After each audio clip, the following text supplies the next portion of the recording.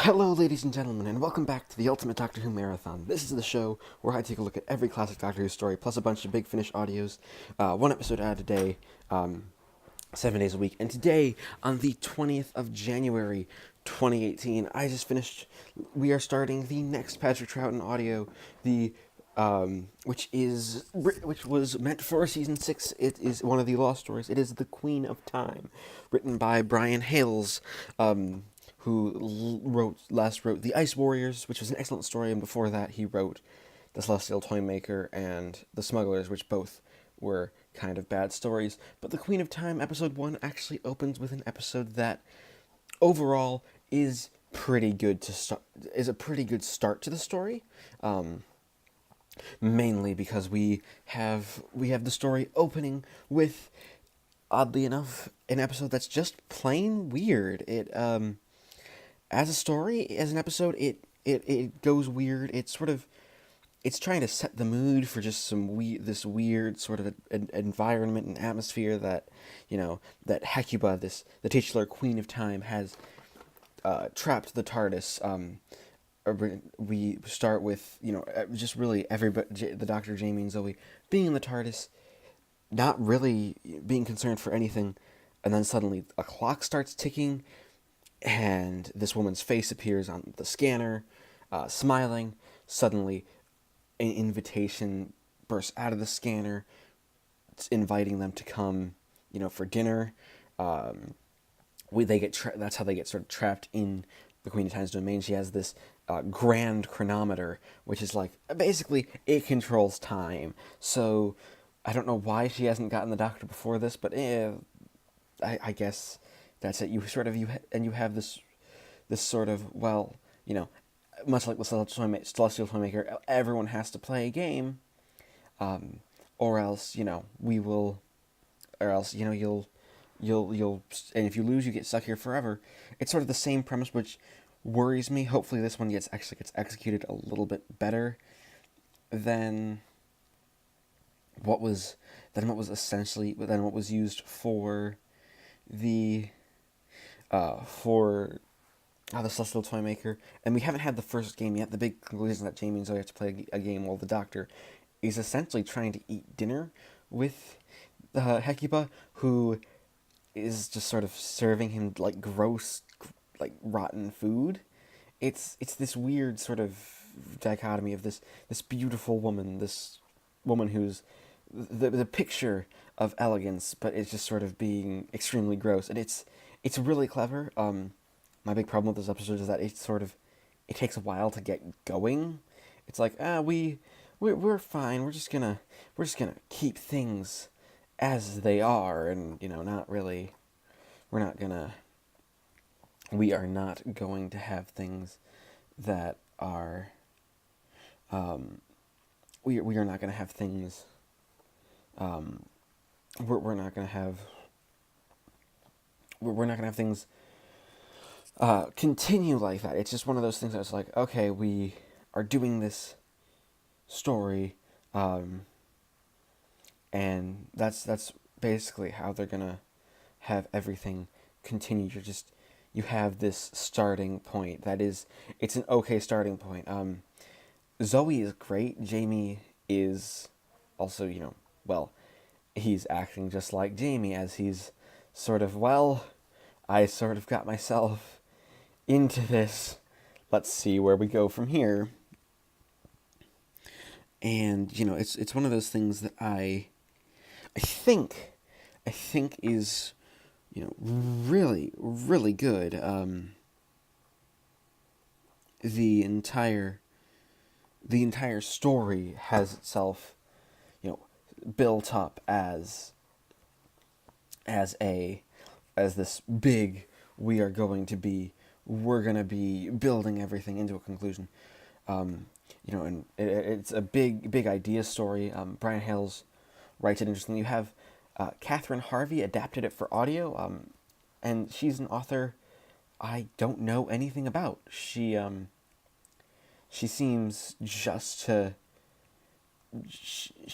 she just seems to be there for the reason of, hey, we've we've got this actress. We're gonna have her do stuff, and it'll be fun. Like that's about it. There isn't too much. There isn't too much in the way of, of character. So you really don't have you you really don't get this the sense that things could be going on. So I'm going to give The Queen of Time episode 1 a 7 out of 10 because it starts off the story strong. We have our main characters, the stage is set, everything's ready to start coming together as a story. So yeah, you'll get a 7 out of 10 to start off this story with, I guess you could say, a strong running. All right, it is the 21st of January 2018, and I just finished watching The Queen of Time episode 2, or listening to rather, because this is an audio story. And this episode actually gives us the first game. The Doctor is basically frozen in time, and Jamie and Zoe have to find the clock that is connected to his life. And that's the bulk of what this episode is. It's a lot of clever stuff with Jamie and Zoe, while Hecuba comments on, very much like a lot of the Celestial Toymaker, but this one works a lot better, mainly because things in this one have a bit more time to play out. Have time to play out mainly in the fact that they continue on quite a bit. They basically have everything. They have everything, come together to give to basically, to build on a story, and the Doctor being frozen is a good idea. It is the idea, we have to find this clock, and it's very creepy, as you have Jamie, who has no idea what he's doing. So really, it's up to Zoe to figure it out, and you have Zoe essentially trying to use logic when, she and the Doctor and Jamie are up against a villain who is not really all that logical. Like, she gets the chance to she gets the chance for everything to happen, but she Hecuba is just in charge of time, and time always moves forward. You also have Hecuba playing riddles with the Doctor, which we don't get too much of. A lot of this is focusing on the companions. Again, it's a lot of the Doctor groaning about how oh, this food that you're giving me is kind of gross, which, okay, it is. It's it's one of those things that it's one of those things that just sort of happened. Um it um it happened as a story. So you have this big ending thing that just sort of, we build and build to an ending. So Hackett was a great villain. Like, Carolyn Faber gives a performance that is really, really solid. Like, it knows how to be creepy, and it knows how, this is how we do it. Everything is building to this, and if you don't like it, well, that's a shame, because we have to have this whole build to the end of everything. So, yeah, you have a great villain, a great episode overall.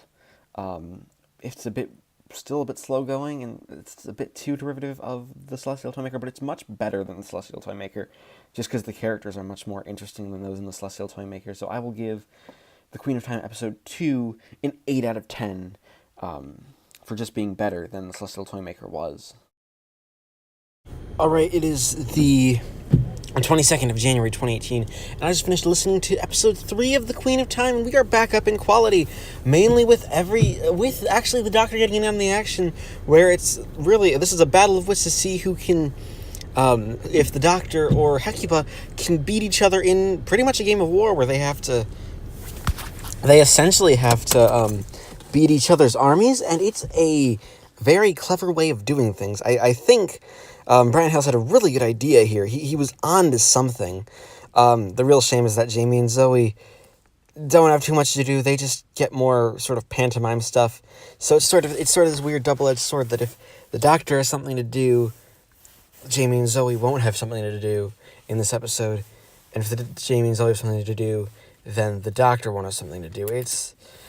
It's really kind of bad. You get the sense that the writer, Brian Hales, didn't really know how he wanted to get his story going, and he was just like, hey, I have these ideas and this hodgepodge of things coming together.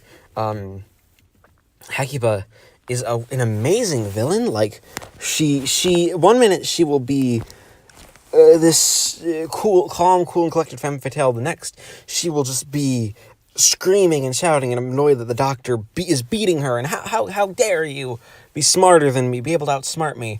And Fraser Hines does a great job as Patrick Troughton. I don't think I've ever actually commented on it too much, but Fraser Hines as the Doctor is actually really close to Patrick Troughton's voice. There are only a couple of points where like, it sounds a bit like an impression, but no, it is spot on. You could imagine that this is Troughton speaking. Like, Hines is an excellent actor, and he just, part of it's because he worked with Patrick Troughton for so long. You really can believe that this is Patrick Troughton giving the performance, not Fraser Hines. And that's really good. I'd love to see Fraser Hines and Chris Thompson do a Patrick Troughton off just to see who can outdo the other, because that would be a very, very interesting sort of competition. But I digress, because again, the problem is this episode, it's really the Doctor's plot. Jamie and Zoe don't really have too much going on for them.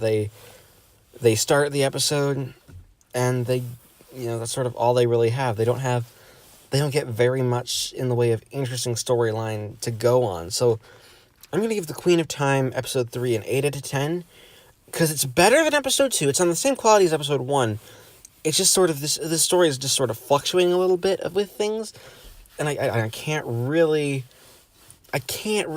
seem to pin down where we're going to be going and what the story is going to be doing next, which is really nice. But it also sort of, it also doesn't seem to, it's also sort of not knowing itself what it wants to do. It doesn't have an end goal in mind, whereas some other stories they know where they want to end up by the end of it. Alright, it is the 23rd of January, 2018, and I just finished listening to The Queen of Time, episode 4. And that ends this. I can't believe the story's over. It just sort of flew by, and this final episode is probably the strongest episode out of the 4. At least I think so. Mainly because you have the Doctor, you have Jamie getting his chance at the action to save Zoe after Zoe saved him in the last episode. So you get the real feeling that this time is that it's not that it's Jamie's turn essentially to be the one to save the day, mainly because Zoe ends up reverting back to a baby, and that the image that it conjures up it's a very strong, visceral image, almost creepy in the way that it's played, mainly because it's played as a as essentially a something that would be horrifying, like it's something that scares both Jamie and Zoe, and Jamie has to be the one to save her, and that's great. We also get this more disgusting food which is, great. Like, and you get to see the Doctor squirm. Again, Fraser Hines does an excellent job as portraying the Doctor. You can't really tell that it's not Patrick Troughton. That's something that really must be commended.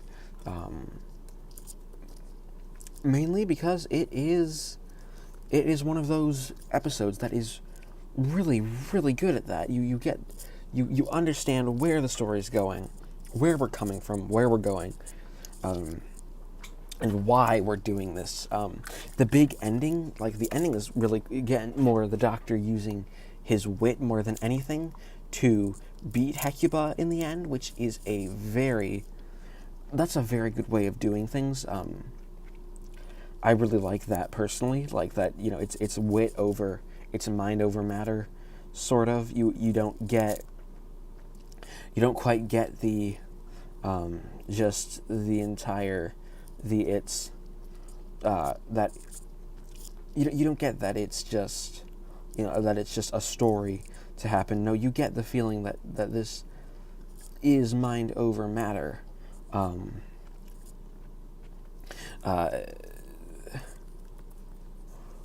And it's a really good way of doing things. It's a clever ending, and we get the big reveal that Hecuba is actually the brother of the Celestial Toymaker, which is a bit cheesy. Don't get me wrong, that's a little bit of a stretch. That I am his brother. It's something that probably could have been cut out, and you wouldn't lose too much. You would still get the feeling, but I mean, people may say the connectivity works, I guess. Which, I'm not against the connectivity of these stories, of those two stories. That being said, the episode is still great. It ends, at a good, it ends the story very, very well. And everything just sort of comes together to give the story a push. So I will give The Queen of Time, episode 4, a 9 out of 10. That being said, we are at the very end of the story, so we add up the scores for the 4 episodes to give The Queen of Time a final score of 7.75 out of 10. Thank you, everybody, for watching this installment of the Ultimate Doctor Who Marathon, and join me next time when we return to the TV series with the next Patrick Troughton television story, The KROTONS.